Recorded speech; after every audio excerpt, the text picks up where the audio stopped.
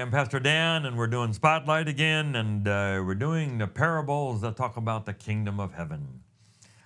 So let's jump to Matthew 20 just to do one. We're never going to cover all this in 5-6 minutes here. But that's what it says. The kingdom of heaven is like the landowner, and so on and so on. And I should actually say Matthew 22 to get the pages exactly right. Matthew 22, and Jesus is about to die, and he wants to tell a very important story. And this is about the man who went naked to the wedding. My Uncle Maury Venden loved this one, and probably the one defining passage that he would preach. So his son is getting married, and he wants to have a big banquet, and he makes a banquet for everybody. And he invites the A-list and all the best and the best, but they don't come. So finally he says, who needs them anyway? Tells his servants, go to the highways and byways and invite everybody, both good and bad. Isn't that a comfort to all of us? Because none of us are good. My Uncle Maury would say, would all the good people stand? I want to see what the good people look like. No one would stand. He said, these good people scare me. You know, they're righteous and critical and think they're better than everybody. We're all a mixture of good and bad. I've been preaching that recently. And are we thankful that the good and the bad get invited to the banquet? So the invitation goes out to everyone, both good and bad. Thank you. Includes everybody. Jesus died for everybody. When we do advertising for a crusade, people told me, let's only send flyers to the people who we know are likely to come. I said, no, Jesus died for everybody. Let's send it out. The good seed went out to everywhere.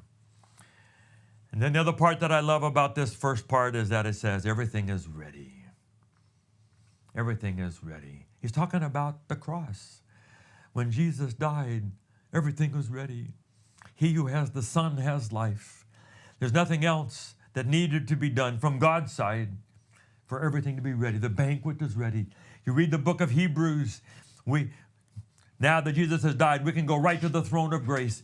Come boldly to the throne of grace. You can go there and receive forgiveness. You can go right to the throne of God in the most holy place in the sanctuary of heaven. You don't have to wait for anything more. Everything is ready. Jesus has provided it all. It's not potluck. God will bring some and then you bring something of yours. This is not Cain bringing his own little fruit and things. It is all from the King. He gave his Son. Everything is ready in Jesus. Now you know the rest of the story. These different invitations went out. People began to come.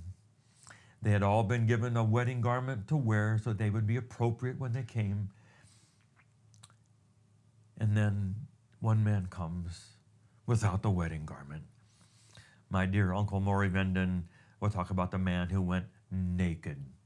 Why did he talk about that? Well, because in Revelation 3, it says some people are naked. They don't know that they're naked, but they're naked. Adam and Eve were naked and tried to cover themselves with leaves. And God says, no, you're naked. You're not going to be covered by that, only by me. So we are all naked without a covering from Jesus, without the wedding garment from Jesus.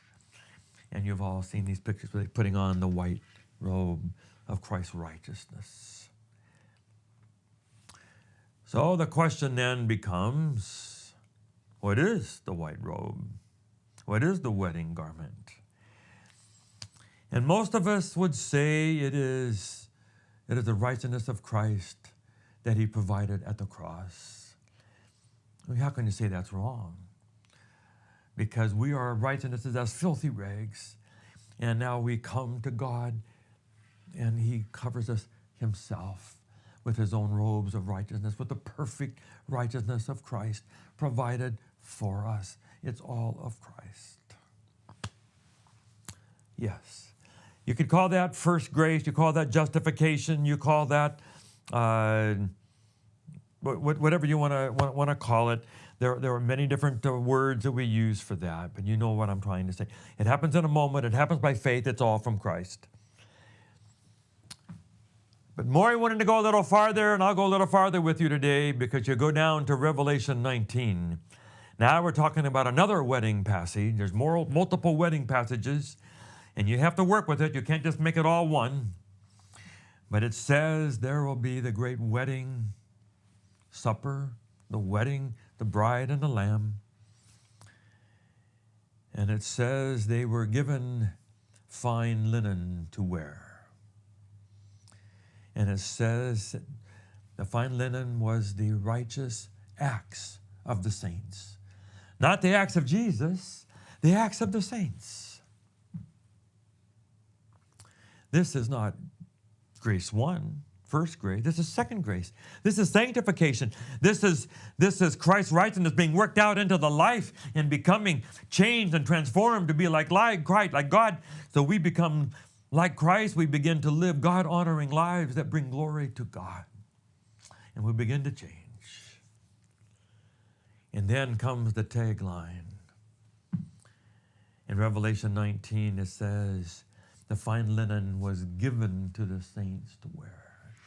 It is not something you work out by backbone and by gritting your teeth and by blood, sweat, and tears and by sheer resolution and power and force. I will find a way to get these bad words out, and I will be kind, and I will never raise my voice again, and I will.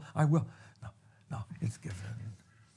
The wedding garment is beautiful righteousness of Christ. That is all Christ. That will be given to us to transform our lives to be like Jesus. Is all a gift of God. That's the last part of this thing. It's a wonderful parable. We had to do it in just a few minutes. Do it again. We'll do it again someday. See you next time. God bless. Thank you for watching Spotlight.